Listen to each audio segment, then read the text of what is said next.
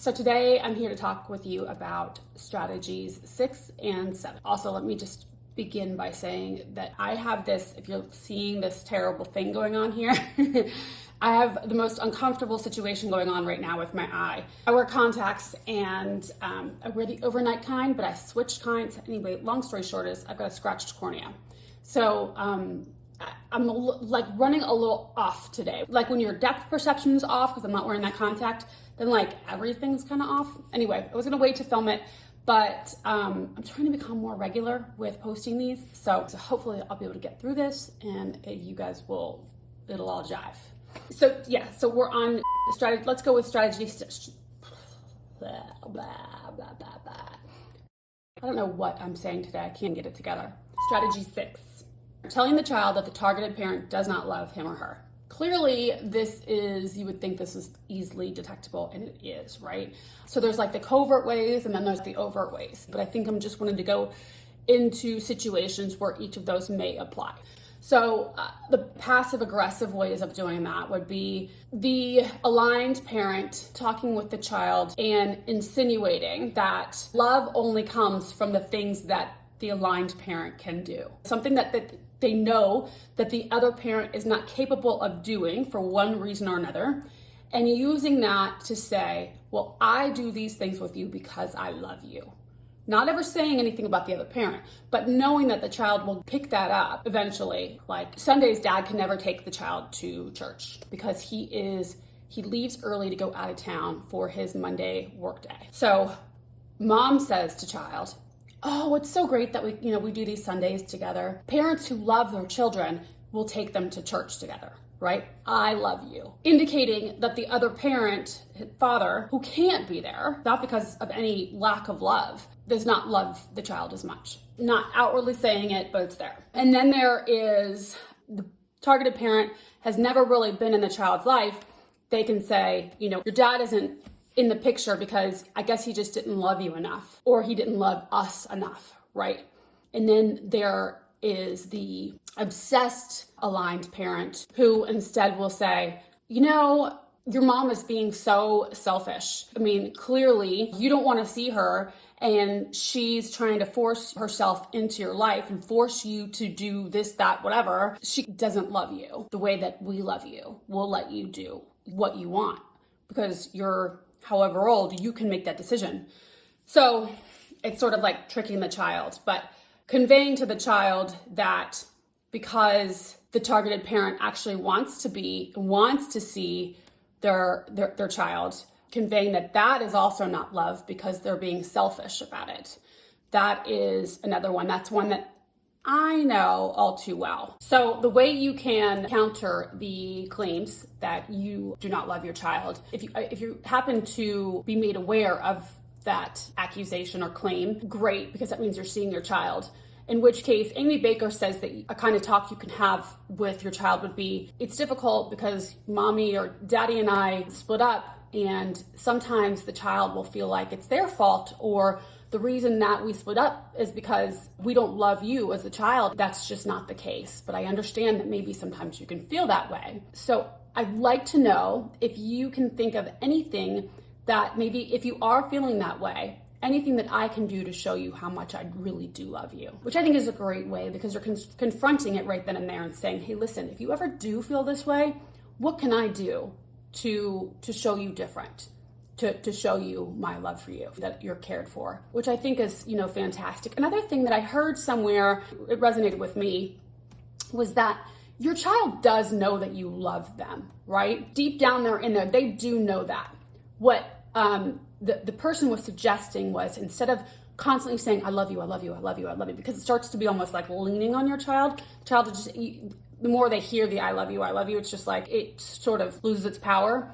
Is to be open to the child and be able to say, what is it that I can do to show you? Just like, Amy was saying, but how can I show you that I care for you? Asking them, communicating with them, and also just being there, as much as you possibly can in this whole circumstance where you may not have the parenting time that you would like.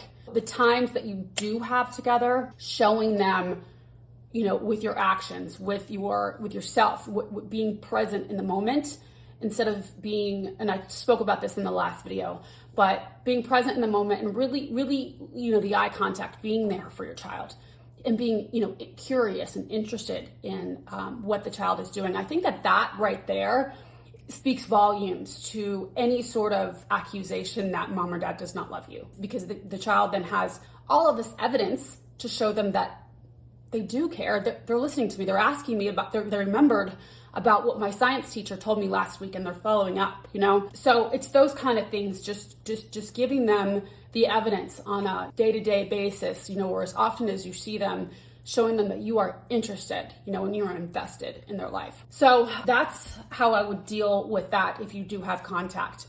So forcing the child to choose is basically putting the child in the position to make the adult decisions pertaining to parenting time, custody, putting the child in the position to make the phone call to say, listen, I really want to go to such and such this weekend where mom is going, so I'm not going to come this weekend, right?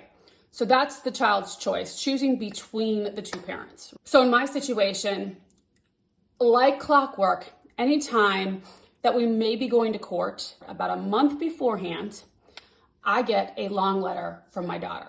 And at age 9, the letter that I got a month before court said everything to the effect of, I like my life how it is now. I don't want it to change. I want to stay here. You're a drug addict. I'm angry with you. You don't need to go to court. Going to court is selfish. Okay. So like I was kind of saying in strategy 6, we're telling the child that the other parent doesn't love him or her. So that's all kind of piled in, at least for me, that's how it's gone. This happened again right before Mother's Day. I had called my now ex-attorney and told him that I wanted my files. Whole different story why. It was a piss poor job. Motions never filed. It was a disaster. I decided I wanted to get my files, and I could just, at that point, take them and transfer them to whoever I chose to represent me from there on. I'd seen my daughter the day before. Because of whatever the schedule was, I was again going to see her for another supervised visit the following day. It was a Zoom call because COVID. Both of them, back to back, were going to be Zoom calls. We had gotten off of the Zoom call the day before. Her homework was to think of something fun, a fun game to play while we were on the call the next day. And it was just lighthearted. Okay, look, you think of something, then I'll think of something so we can both do whatever we want to do while we're on the call. In between then, that afternoon, I went and picked up my files from my now old attorney. The next day was the next Zoom call. So we get on the call and I see the look on her face and I'm like, oh gosh, what's going on? She said, Mom, I have something I need to, and it was just a weird, she had like this weird amped up confidence, not natural, like brainwashed, really. But so I have something I need to read to you. And I was like, oh gosh, this is gonna be bad, huh? And everything in me, my heart sunk, my stomach was in knots, my palms were sweaty. I was like, oh gosh, here we go. And I'm gonna have to look at her because these letters before, they were handed to me. She didn't have to see my reaction, right? This one, she's reading me the letter, and it was a very long, well-written letter explaining to me that she's almost 13 now and she's not dumb, and that I'm being selfish and not thinking of her by requiring her to have visits with me and see me. Basically, after like a 10, 12 minute long, this is kind of the same stuff over and over again, she said, I need you to promise me that you're not going to take us back to court.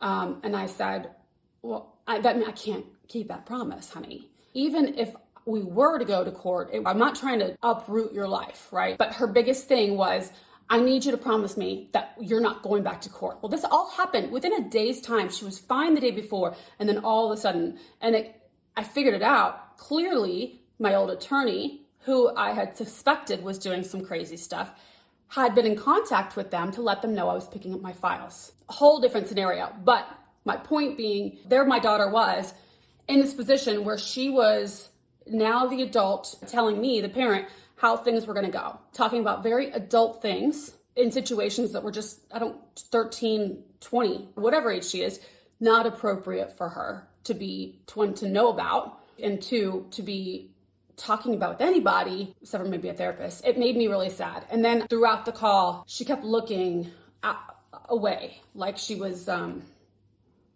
like somebody was coaching her. Anyway, and it made me so sad.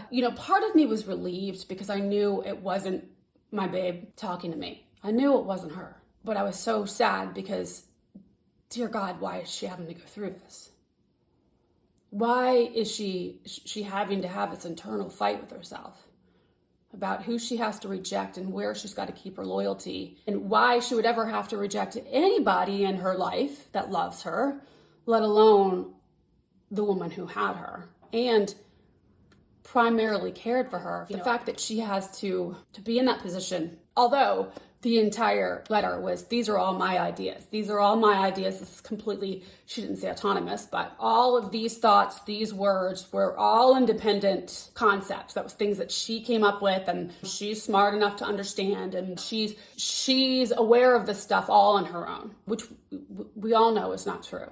The way to counter this one would be, this is a tough one, because once the favored parent starts employing the child to do the dirty work and to be making those adult choices, it's, like the snowball going down the hill, right? It just gets bigger and bigger and becomes its own machine. So you want to try to nip it in the bud as soon as you possibly can before the teenage years, for obvious reasons. At teenage years, kids are going to want to play each parent off of each other anyway, even in a happy household altogether. So then when you have a quote unquote broken home, there's not a lot of communication, then the child is definitely going to be playing off of both parents, right? It's just human nature. It's nothing wrong with the child. It's just how things go. Just what they do to test the waters. The best thing that you can do is document.